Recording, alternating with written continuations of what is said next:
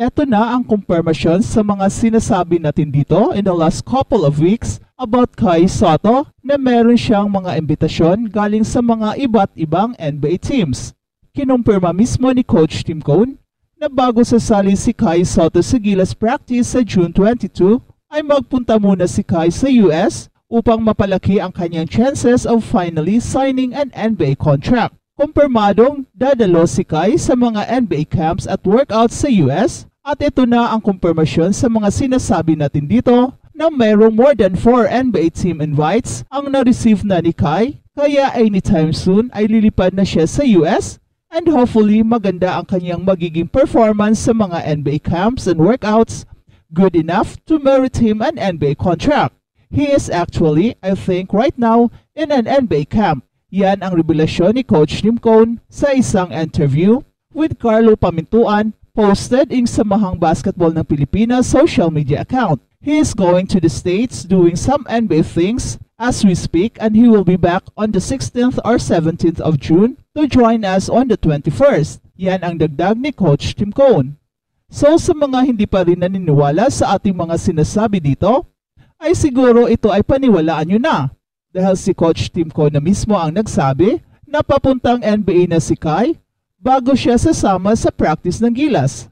Perfect ang scheduling ngayon ni Kai at ng Gilas and very clear na pinaghandang mabuti dahil walang conflict. And the 10 days practice ni Coach Tim Cone ang nagiging susi sa isang seamless relationship between Gilas and Kai Sotto's camp. Hindi na kailangan pang pumili ni Kai dahil nakalatag na ang lahat and he can maximize from both worlds. Tuloy-tuloy ang kanyang NBA dream and at the same time ay makapaglaro pa si Kai sa Gilas sa Olympic qualifying tournament na walang conflict of schedule.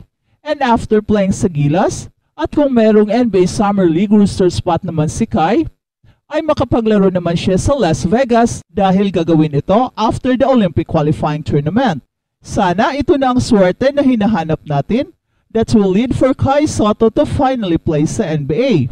Palagi kasing merong mga conflicts every time maglalaro si Kai sa Gilas, kaya very unusual itong nangyayari ngayon na magagawa ni Kai ang kanyang paglalaro sa NBA and at the same time, makapaglaro pa rin siya para sa bayan with the hope of qualifying sa Paris Olympics. June 21 is Gilas' first day of practice in preparation para sa FIBA Olympic qualifying tournament to be played in Riga, Latvia from July 2 to July 7. Coach Tim Cone said, Kai's schedule is a testament of his desire to improve his skills in the hope of reaching the NBA someday. The kid is working and doing his job. Yan ang sabi ni Coach Tim Cone.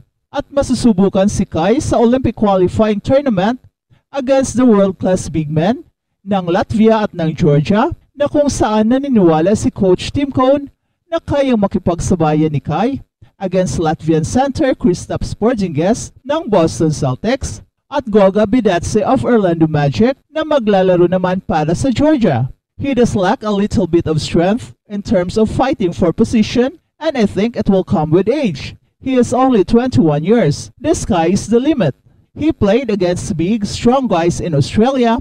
He plays against imports in Japan. It's not a stretch for him to go out and play against bigger European players. Yan ang sabi ni Coach Tim Cone.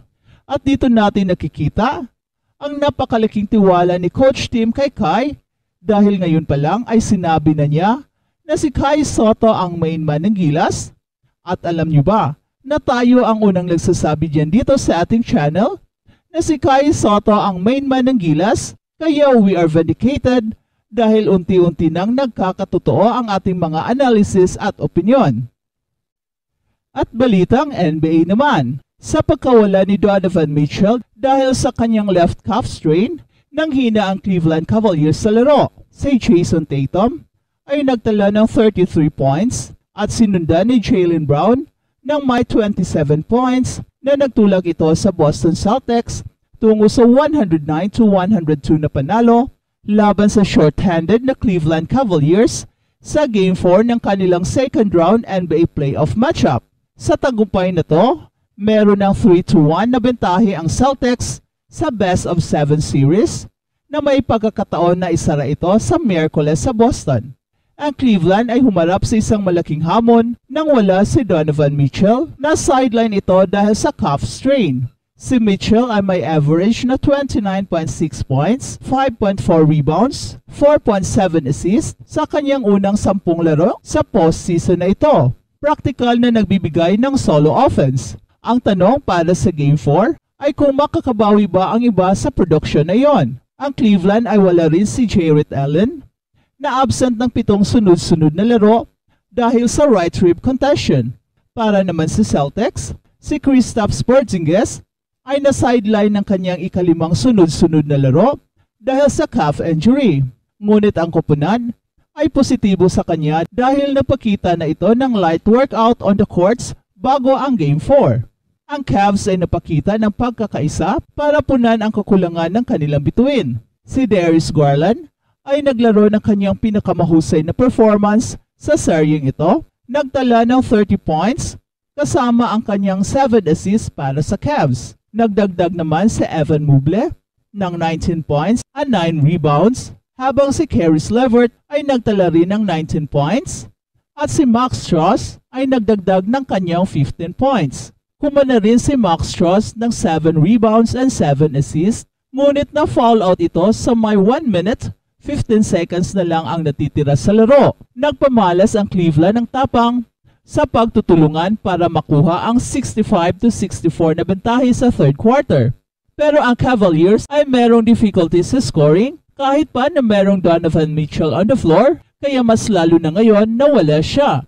Si Drew Holiday ay nagtala ng 17 points, merong 4 for 8 sa 3-point shooting, habang si Peyton Pritchard ay nagdagdag ng 11 points mula sa bench, hitting 3 for 4 sa 3-pointers para sa Celtics. At sa wakas, may 3-point breakthrough ang Cleveland Cavaliers. Ang pag-shoot sa labas ay isang problema ng Cavs sa buong playoffs, pero sa pagkawala ni Donovan Mitchell at kailangan ang puntos, nagsimulang bumagsak ang mga long-range shots sa first quarter. Si Max Strus ay may 2 for 2 at si Sam Merrill ay may 2 for 3, habang si Evan Mobley at si George Niang ay merong tig-isang tira.